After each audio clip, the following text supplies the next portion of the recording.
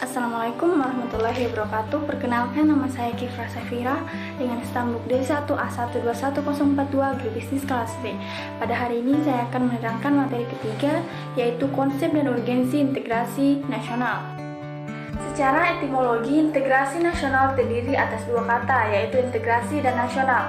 Pengertian integrasi nasional dari berbagai pakar yaitu yang pertama, upaya menyatukan seluruh unsur suatu bangsa dengan pemerintah dan wilayahnya. Safrudin Bahar 1996. Lalu yang kedua, pembentukan suatu identitas nasional dan penyatuan berbagai kelompok sosial dan budaya ke dalam suatu kesatuan wilayah.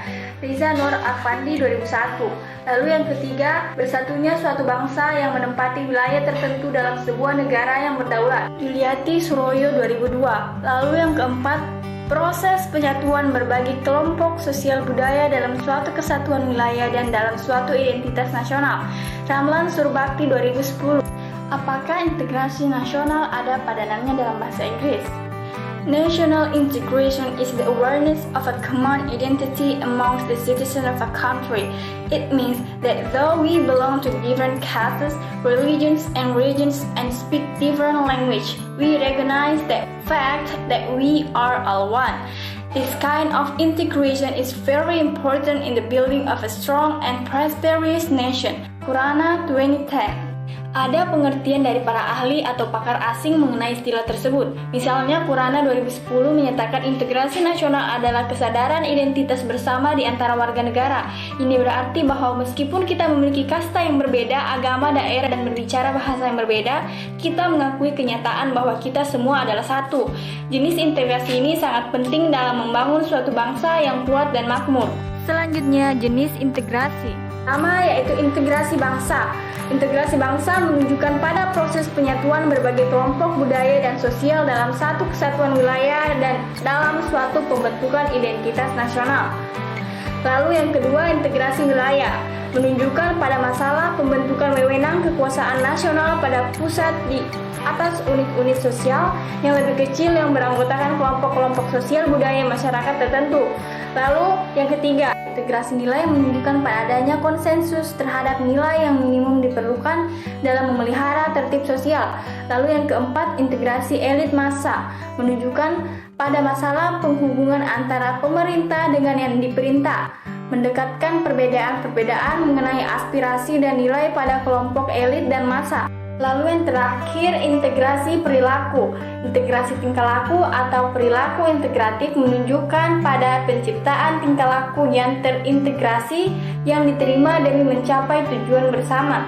Dalam realitas nasional, integrasi nasional dapat dilihat dari tiga aspek. Yang pertama, integrasi politik, yaitu integrasi vertikal dan integrasi horizontal. Yang kedua, integrasi ekonomi, terjadinya saling ketergantungan antar daerah dalam upaya memenuhi kebutuhan hidup rakyat. Adanya saling ketergantungan menjadikan wilayah dan orang-orang dari berbagai latar akan mengadakan kerjasama yang saling menguntungkan dan sinergis. Lalu yang ketiga, integrasi sosial budaya, proses penyesuaian unsur-unsur yang berbeda dalam masyarakat sehingga menjadi satu kesatuan. Perkembangan sejarah integrasi di Indonesia. Menurut Suroyo 2002, sejarah menjelaskan bangsa kita sudah mengalami pembangunan integrasi sebelum bernegara Indonesia yang merdeka. Menurutnya ada 3 model integrasi dalam sejarah perkembangan integrasi di Indonesia, yakni model integrasi Imperium Majapahit, dimulai dengan konsentris pertama, yaitu wilayah inti kerajaan atau Nagara Agung, Pulau Jawa dan Madura yang diperintahkan langsung oleh raja dan saudaranya. Konsentris kedua adalah wilayah di luar Jawa, yaitu mancanegara dan pasisiran, yang merupakan kerajaan-kerajaan otonom. Konsentrasi ketiga atau tanah sabrang adalah negara-negara sahabat di mana Majapahit menjalin hubungan diplomatik dan hubungan dagang, antara lain dengan Champa, Kamboja, Ayudhya-pura atau Thailand.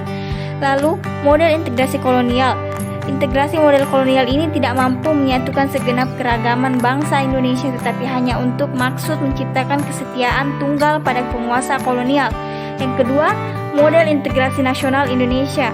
Model ini dimaksudkan untuk membentuk kesatuan yang baru, yakni bangsa Indonesia yang merdeka, memiliki semangat kebangsaan atau nasionalisme yang baru, atau kesadaran kebangsaan yang baru. Faktor yang menentukan tingkat integrasi suatu negara yaitu adanya ancaman dari luar, gaya politik kepemimpinan, kekuatan lembaga-lembaga politik, ideologi nasional, dan kesempatan pembangunan ekonomi. Baik, terima kasih. Mungkin itu saja yang dapat saya sampaikan mengenai materi ketiga.